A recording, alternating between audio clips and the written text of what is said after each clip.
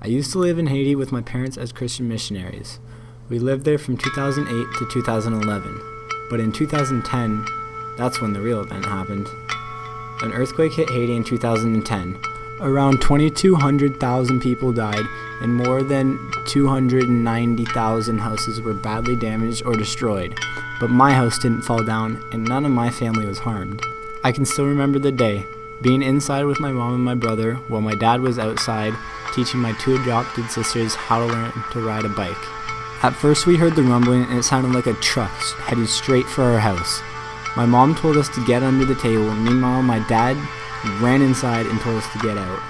As we were running out of the house in a spiral, I looked back to see the very structure swaying, shaking, and bending.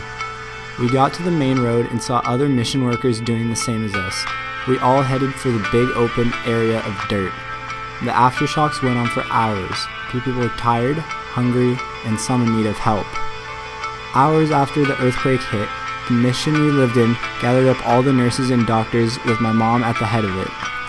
I stayed with my siblings as my mom went down to the hospital to help the thousands of injured piled at the gate of the mission. My dad ran everything from beds to water back and forth across the mission property.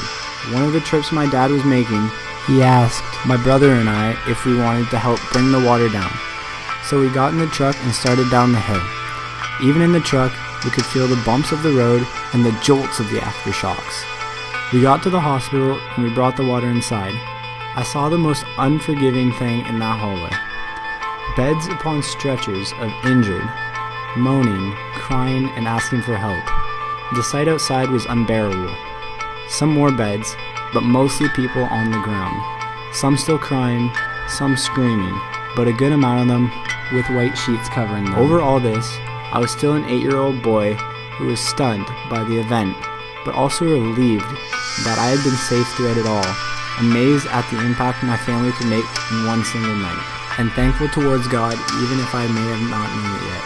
I relate to Jeremiah in this because even though he most likely knew that himself being saved by the tornado was God, on page 54 and 55, we were both put through a dramatic experience sent by God to build our faith and to show us His love.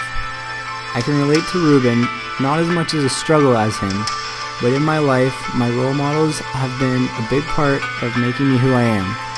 And whether Reuben chooses Jeremiah or Davy, this event in my life made me look up to both my parents.